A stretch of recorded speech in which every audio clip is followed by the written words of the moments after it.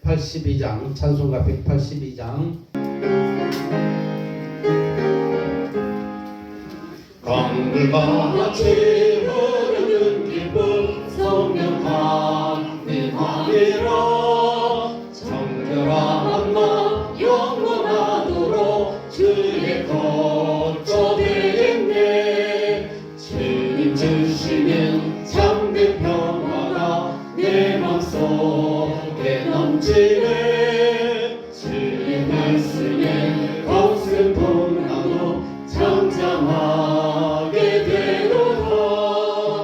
나의 생명 속생게 되고 성령이 하시리라. 모든 의심 슬픔 사라져 주의 평강 넘치네. 주님 주시는 참된 평화가 내 맘속에 넘치네. 주의 말씀에 거센 풍랑도 잠잠하게 되도다. 하늘에서 강비 내리고 햇빛 찬란함같이 우리 마음에 성령의 많이 주님 보배 심해라. 주님 주시는 참된 평화가 내 맘속에 넘치네.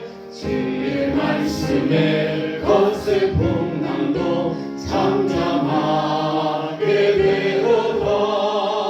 생명시에 넘쳐 흘러서 마른 광야 접시네. 의의 열매 누루 익어서 주수를 기다리네. 주님 주시는 참된 평화가 내 맘속에 넘치네. 주의 말씀에 거센 풍랑도 잠잠하게 되도다. 놀라우신 주의 은혜로 그의 얼굴 뵙겠네.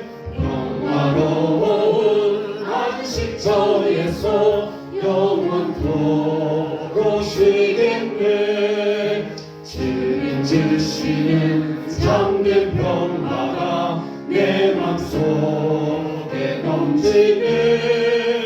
주의 말씀에 거센 풍랑도 잠잠하게 되도다. 85장 찬송가 185장입니다.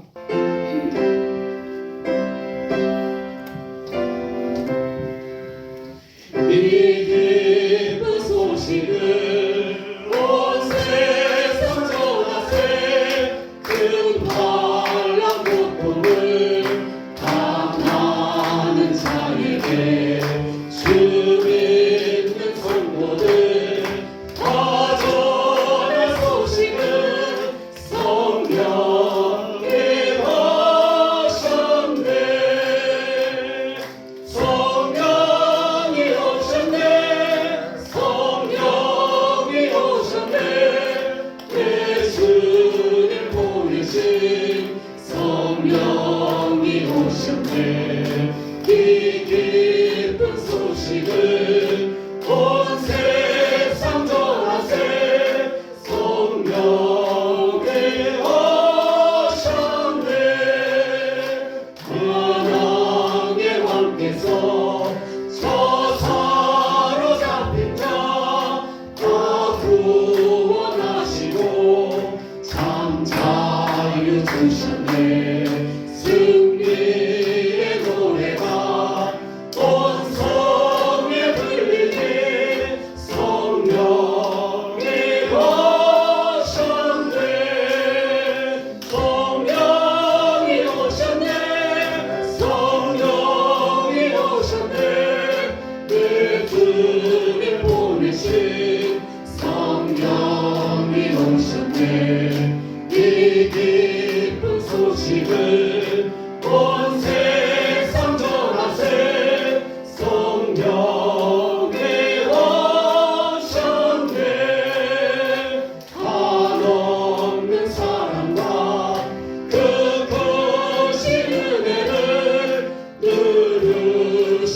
의심하면서 안 믿는 자에게 내 작은 입으로 꽃을 말하리니 성령이 오셨네 성령이 오셨네 성령이 오셨네 내 주님 보내신 성령이 오셨네 이 기쁜 소식을 온 세상 전하세 성령이 오셨네 3절 한없는 사랑과 그 크신 은혜를 늘 의심하면서 안 믿는 자에게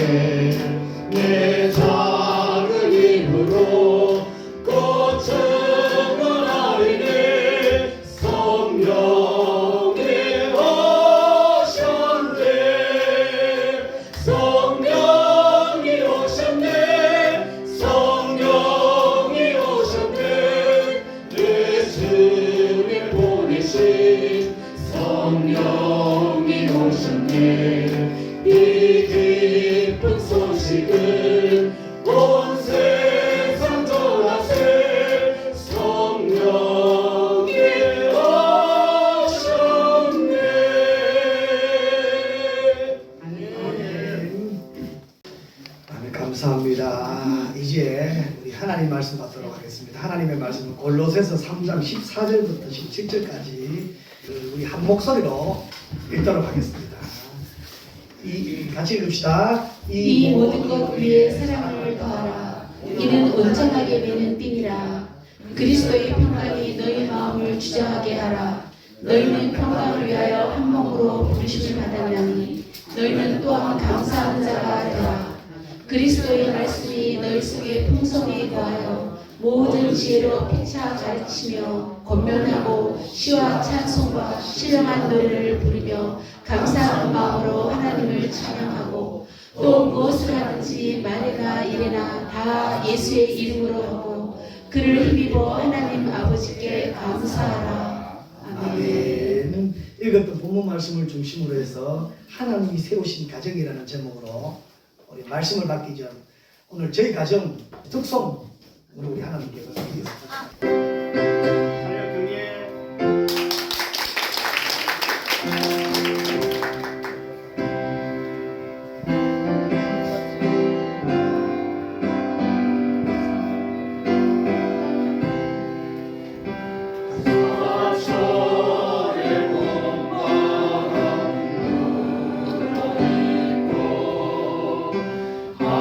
하나님 아버지 오셨으니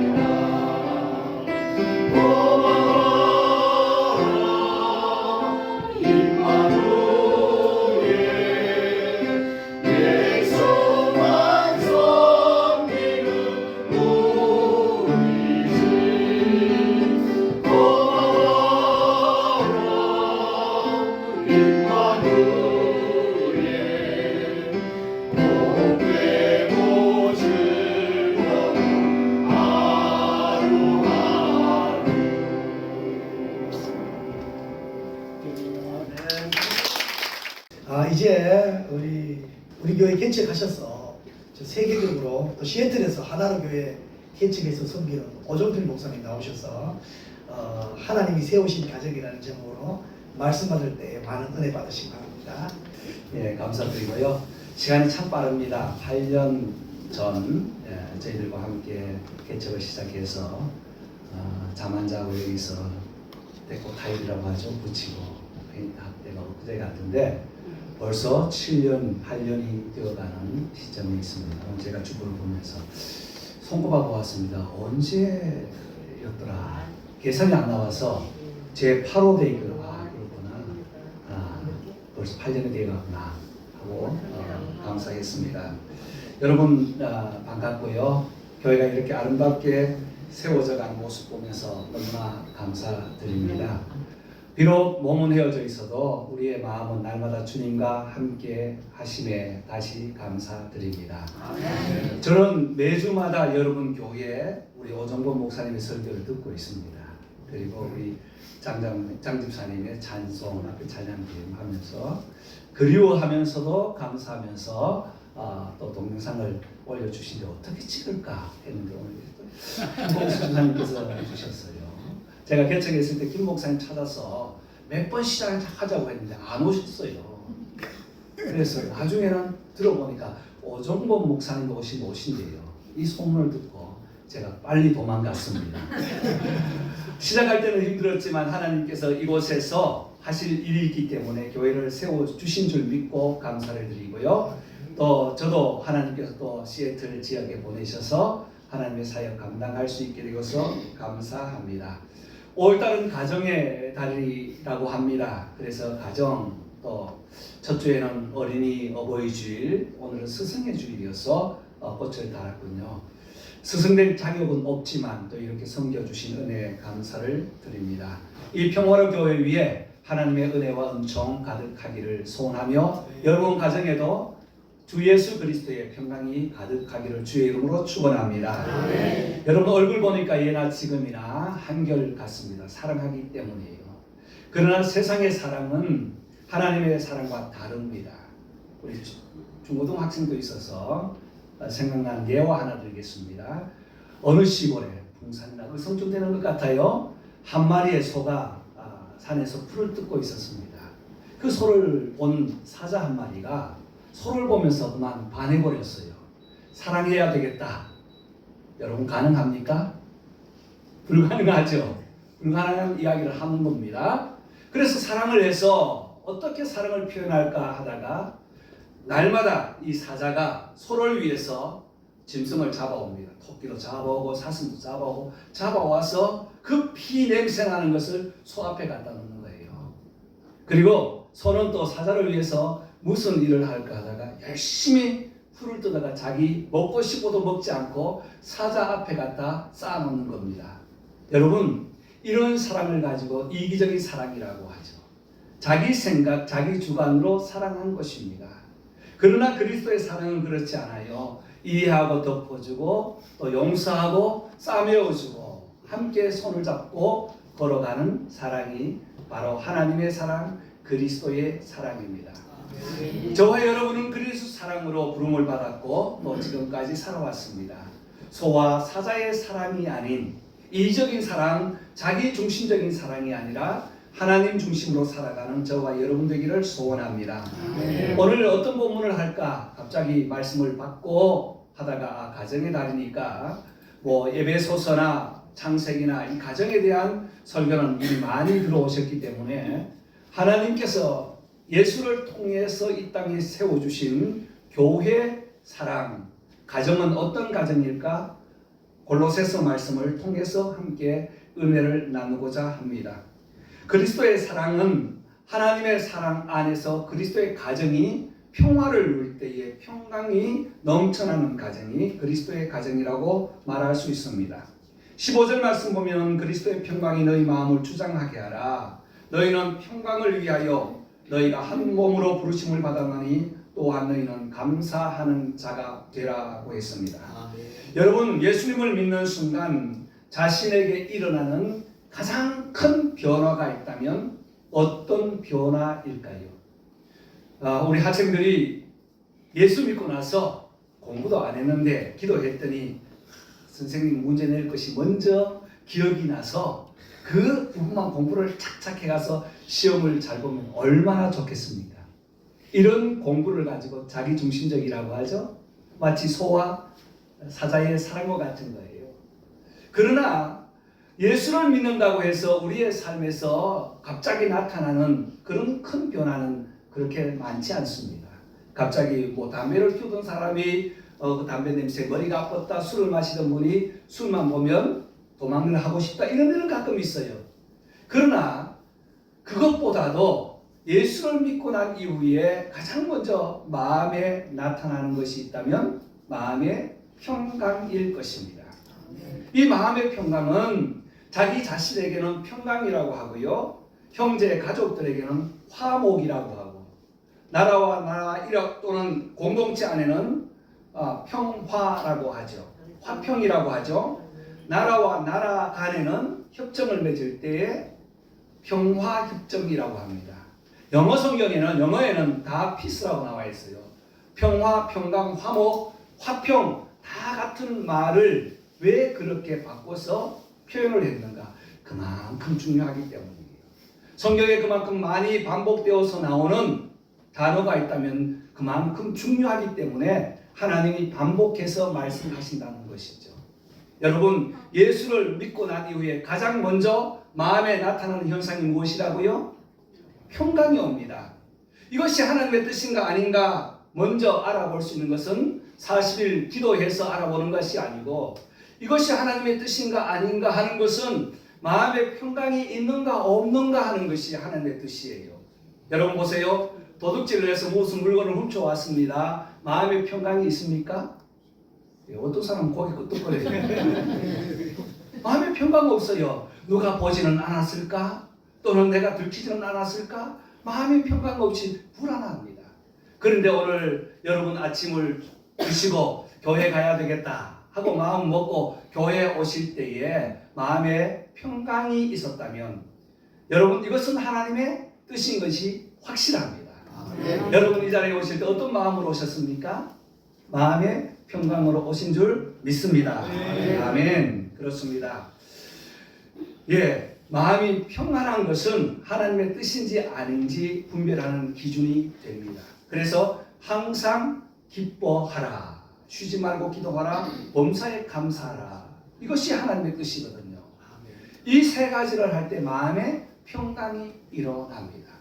앞서 훔친 것을 비유했다면 어제 결혼한 신랑에게 물어봅시다. 결혼해서 평안합니까? 불안합니까? 어제 결혼한 친구가 제 사위예요. 뭘 사위라는 말을 하니까 참 이상하네요. 평안해요? 불안해요? 평안합니다. 평안합니까? 확실해요? 네, 이렇게 해서 공식적으로 평화로교회에서 비를 팍 죽여 놓는 거예요. 평안한 거예요. 그러면 하나님의 뜻입니까? 아닙니까? 맞습니다. 하나님의 뜻이에요. 그러나 온전한 가정을 이루지 못하고 엉뚱한 짓 하고 온 사람은 마음이 불안해요. 와이프에게 들키지는 않았을까? 누가 보지는 않았을까? 불안한 거예요. 여러분, 날마다 그리스도의 평강을 위하여 부르심을 받았다고 15절에 말씀한 것은, 부르심을 받은 것은 하나님의 평강 안에서 우리가 붙잡힌 바 되자는 것입니다. 자기가 주장되는 것이 아니라 내 안에서 그리스도의 평강, 화목이, 화평이 이루어지기를 원합니다. 오늘 여러분 보시면서 저희 가정에 오랜만에 가족 특송을 한 것 같아요. 옛날에는 돌아가면서 교회마다 돌아가면서 했는데 이렇게 또 모이는 것도 쉽지 않은데 우리 동생 목사님이 주선한 것 같습니다. 감사드리고요. 여러분 평안해 보이죠, 그죠? 평안하고 화목해 보여요. 이것이 가정 안에서 같은 단어일지라도 가정 안에서, 형제 안에서 사용될 때는 한국말로 화목이라고 했습니다. 화요일, 목요일만 평안한 것이 아니라 날마다 함께 피스를 만들어 가는데 누가복음 9장 50절에는 소금을 두고 서로 평안하라, 화목하라고 했어요. 왜 소금을 두고 화목하라고 했을까? 소금에는 여러 가지 의미가 있습니다. 제사를 드릴 때에, 제물을 드릴 때에, 소제를 드릴 때는 반드시 소금을 치라고 했어요. 그래서 이 소금은 구별의 의미가 있습니다. 거룩의 의미가 있어요. 그리고 소금은 잘못된 습관을 잡을 때 소금을 줍니다. 우리 거룩하게 구별되었다 할 때 우리 한국 특히 안동 문화에는 제가 여기 개척할 때 소금을 몇 번 받았어요. 개척을 하고 아침마다 전단지를 만들어서 돌아다니면서 꽂았거든요. 그래서 만나는 사람이 있으면 인사하고 성이 같은 이름이 있으면 이모, 고모라 하고 성이 다르면 이모라 하고 그래서 교제를 해갔어요. 한번 여기 통장 땡긴 것 같아요. 이 성이 같더라고요. 그래서 고모가 됐습니다. 그냥. 그랬더니 한 번은 뭡니까? 그 과일을 사가지고 오셨더라고요. 과일을 사가지고 오셔가지고 수고한다고. 저는 또 이렇게 예수 안 믿는 분에게 과일 선물로 교회에서 받아본 처음인 것 같아요. 자, 화목한데 날마다 뛰어다니면서 전단지를 꽂는데 어떤 가정에 저 올라가는 뒤쪽 가정인데 어떤 가정에 갔더니 전단지를 꽂고 나오는데 소금을 팍 뿌리더라고요. 부정탄다고요. 저는 축복을 전하러 갔는데 소금을 뿌리더라고요. 이 소금의 의미는 구별의 의미입니다. 그들은 물론 미신을 믿기 때문에 구별하기 위해서 소금을 뿌리지만 의미가 있다는 거예요. 또 하나는 소금은 어떤 부분이가 소금을 두고 화목을 하는데 소금은 잘못된 습관을 고칠 때에 소금을 얻어오라고 합니다.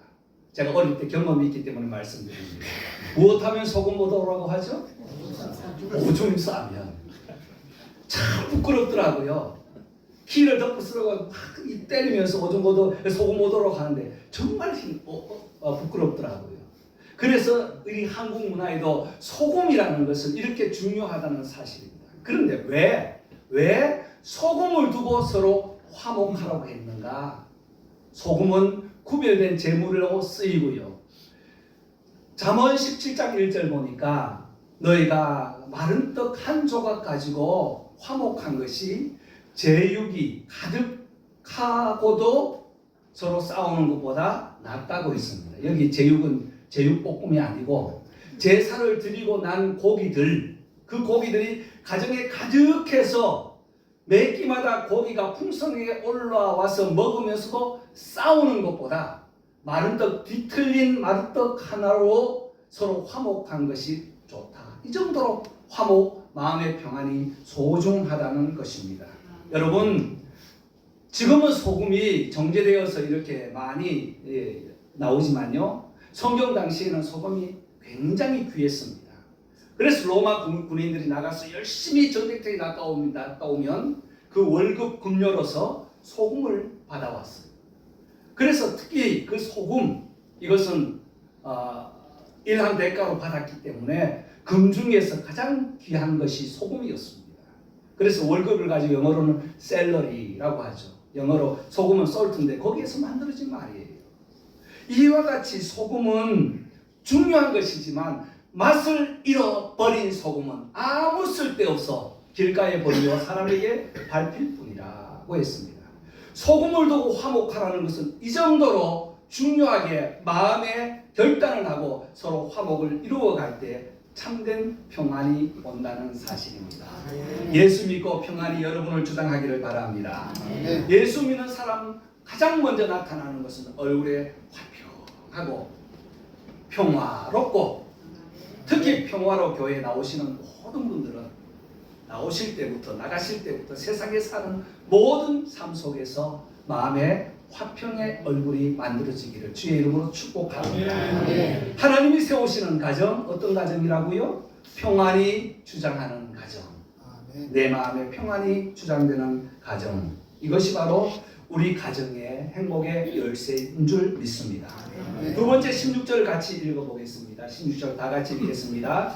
그리스도의 말씀이 너희 속에 풍성히 거하여 모든 지혜로 피차 가르치며 권면하고 시와 찬송과 신령한 노래를 부르며 감사하는 마음으로 하나님을 찬양하고. 아멘. 그리스도의 말씀이 너희 속에 풍성히 거하여 라고 했습니다. 저는 키워드를 그리스도의 말씀과 풍성이라는 두 단어를 선택해 보았습니다. 그리스도를 믿고 살아가는 성도의 삶 속에 가장 중요한 것은 세상의 돈도 물질도 명예도 아니에요. 사실은 오래 사셨던 분들 마지막에 말씀하시는 그 공통점은 살아보니 별것 아니더라. 이렇게 말씀하시죠. 돈도 필요하고 명예도 필요하고 힘도 필요해요. 그러나 그것보다 더 중요한 것은 예수 믿는 사람은, 예수 믿는 가정은 말씀이 중심될 때, 말씀이 너희 속에 무엇될 때? 풍성이 고할 때, 거기에서 하나님의 기쁜 은혜를 누릴 수 있는 것입니다. 제가 서울에서 이제 그 어떤 게스트하우스에서 나올 때에 요즘 한국 너무 많이 변했어요. 요즘 뭐 이게 함부로 들어갔다 나오지도 못하고요. 그리고 이 게이트가 열려야 되는데 우리가 뭐 작동이 잘못돼 가지고 저희들이 잘못된 것이 아니라 오피스에서 어떤 잘못이 있어 가지고 게이트가 열리지 않는 거예요. 그래서 가는 길은 바쁘고, 그런데 뒤에 있던 분이 빵빵하더니 걸어오더라고요. 저는 기뻐서 도와주는 것 같다. 다른 지역에 미국이나 캐나다 와서 어떻게 도와드릴까요 하잖아요. 오더니 우리가 지원되어서 주차비가 나오면 내 주실 겁니까? 라고 묻더라고요. 그래서 제가 여기까지 네 이러고 한번 계기 보려고 했어요. 근데 목사잖아요. 거기에 제가 이런 생각을 해봤습니다. 삶의 가치관이 무엇인가? 무엇이 중심이고 무엇이 우선인가라는 것을 생각해 보았습니다. 한국에 물론 세계적으로 많은 사람이 예수를 믿는다고 하는데 그분이 예수를 믿는지 안 믿는지는 모르겠습니다. 오히려 차라리 2,000원이 부족하다고 해서 카드를 넣어도 안 되고 뭐 되지 않는 거예요. 저 같으면 이렇게 했을 것 같아요. 와서 무엇을 문제가 있습니까? 뒤에 차가 서 있는데요. 카드가 안 됩니다. 그럼 제가 카드 쓸게요. 제가 돈 드리면 되잖아요. 그렇게 할 것 같은데 첫 번째 말씀이 주차비 과태료가 나오면 내주실 겁니까? 라고 하더라고요. 그때 제가 아이디어를 하나 얻었습니다. 가치관이 이것이구나. 가치관이 돈에 잡혀 있구나 하는 것을 생각했습니다. 예수 믿는 성도는, 예수 믿는 가정은 우리의 가치관이 하나님의 말씀이 중심되기를 원합니다. 말씀을 늘 묵상하십시오. 말씀은 모든 지혜로 피차 가르침이 권면합니다. 오늘 스승의 주일이라고 꽃을 달았는데 하나님의 말씀이 성령을 통해서 우리의 마음에 깨달음 되도록 날마다 말씀을 묵상할 때 속에서 말씀이 나오게 되는 것입니다.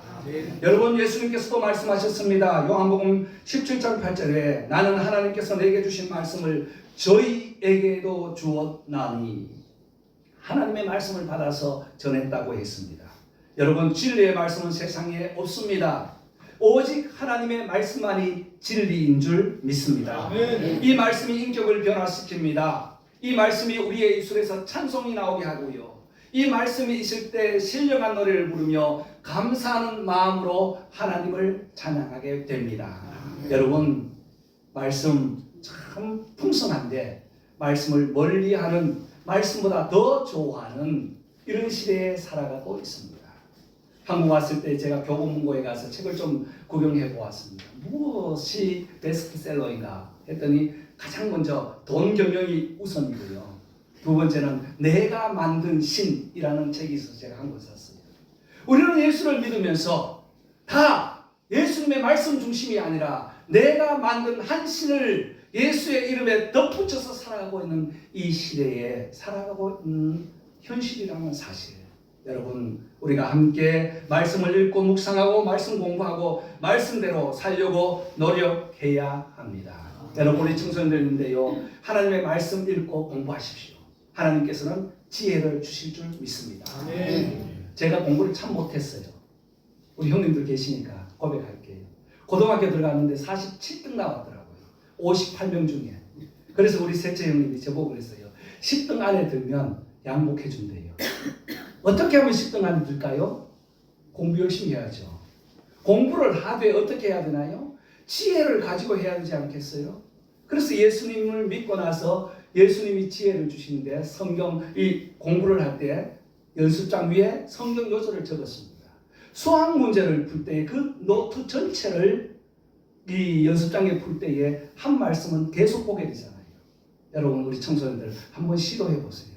하나님은 한 번도 거짓말하지 않으셨어요. 한 번도 사기치지 않으셨어요. 말씀을 믿고 묵상하면 말씀으로 가르치고 권면하고 축복해 주실 줄 믿습니다. 그래서 마지막에 들었을까요? 안 들었을까요? 양복 받았을까요? 안 받았을까요? 받았습니다. 우리 형수님이 양복감 주셨어요. 굼이 계실 때에 도둑이 들어와서 양복을 감을 주고 가셨다고 저에게 주셨습니다. 하나님께서는 분명히 은혜를 주십니다. 무엇을 따라 살아갈 때에 하나님의 말씀, 그리스도의 말씀이 우리 속에 풍성할 때 말입니다. 여러분, 말씀이 우리 안에 거할 때 우리의 삶은 16절 말씀 계속하여 모든 지혜로 피차에 가르치고 권면하고 시와 찬미로 흐르게 됩니다. 저와 여러분이 하나님의 말씀으로 충만하여서 다음에 우리 만날 때는 언제일지 모르지만 하나님의 말씀이 우리의 마음에서 이 교회에서 풍성하게 역사되는 놀라운 축복이 있기를 소원합니다. 세 번째 그리스도의 가정은 17절 말씀입니다. 다 같이 읽겠습니다. 또 무엇을 하든지 말이나 일이나 다 주 예수의 이름으로 하고 그를 힘입어 하나님 아버지께 감사하라. 아멘. 세 번째는 예수를 힘입을 때 예수 믿는 가정은 행복합니다. 예수를 믿는다고 말만 하고요, 교회만 왔다 갔다 한다고 되는 게 아니에요. 예수를 힘입어 살아간다는 말은 삶에서 하나님의 말씀대로 순종하는 삶입니다. 세상에서 살아갈 때 쉽지 않습니다. 예수님을 믿는 사람들은 그를 힘입어 살아가는 거예요. 힘입어라는 말이 참 중요한 단어입니다. 앞서 풍성하라는 말과 같은 맥락을 이루고 있는데요, 힘입어라는 말은 흔들림 없이라는 거예요. 여러분, 흔들림 없는 그 자세가 어떤 자세인가 하면 우리 학생들은 잘 모를지 모르겠어요. 부동 자세라고 하죠. 아세요? 아시구나. 알구나. 평화롭의 학생들은 수준 없습니다. 이 부동 자세는 어떤 자세인가? 선생님이 열심히 운동장에서 축구하고 놀고 있는 아이들에게 정렬을 시킬 때 한 아이를 세워놓고 기준합니다. 그러면 그 기준 받은 아이는 어떻게 해요? 손을 들고 기준하죠. 맞나요? 네. 맞으면 거기 한번 끄떡해 보세요. 예. 제가 좀 해외 나가 있어서 다른지는 모르겠어요. 기준! 하면 이 아이는 움직이면 안 돼요. 왜? 무엇이기 때문에? 기준이기 때문에. 말씀이 풍성히 거하고 그를 힘입어 할 때에 이 힘입어라는 말은 기준과 같은 거예요. 예수의 말씀을 힘입어서 기준 잡아서 흔들림 없이, 이 말은 성경에서 365번 나오는 두려워 말라 담대하라는 말과 같은 거예요. 기준 잡고 그 자리에 서서 하나님의 말씀과 함께 예수의 이름으로 누구의 이름으로? 예수의 이름으로 기준 잡을 때 세상에서 어떤 유혹, 핍박이 올지라도 흔들림 없는 상태가 바로 힘입어라는 상태예요. 여러분, 우리 평화로운 교회가 이런 교회가 되기를 바랍니다. 여러분의 가정이 이런 교회가 되기를 바랍니다. 가정이 되기를 바랍니다. 그리스도로 기준 잡는, 그리고 하나님 아버지께 감사할 때에 이 이름이 바로 하나님께서 존귀하게 사용하는 가정이라는 사실입니다. 여러분, 그것보다 더 힘되는 이름 없습니다. 오직 예수 그리스도의 이름이 우리에게 가장 큰 힘이 되기를 바랍니다. 여러분, 다시 한번 우리에게 강조되고 다시 한번 강조될 것은, 우리 하나님이 세우시는 가정은 첫 번째는 하나님의 은혜로 세워질 때에 우리의 모든 하나님의 은혜가 날마다 풍성하여 하나님의 평강이 우리의 마음에 주장되고요. 두 번째는 그리스도의 말씀이 우리를 풍성하게 하고, 세 번째는 예수의 이름, 그 이름을 힘입어 하나님께 감사하는 삶이 하나님께서 기뻐하시는 가정인 줄 믿습니다. 이 믿음으로 승리하는 귀한 성도들 다 되시기를 주의 이름으로 축복합니다. 기도하겠습니다.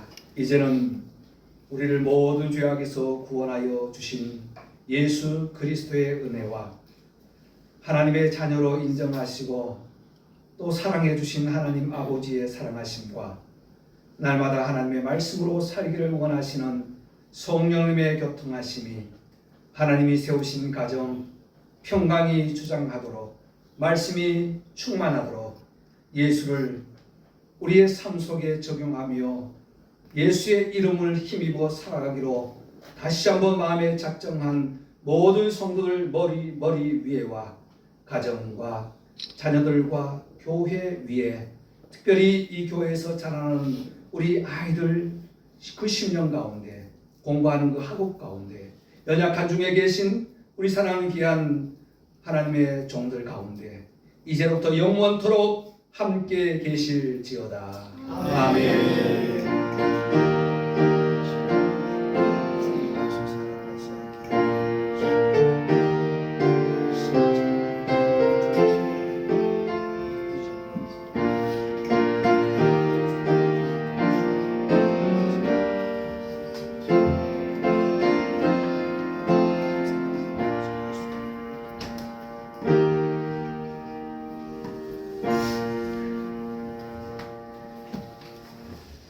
감사합니다. 예배를 마쳤습니다. 우리 박수 하나님께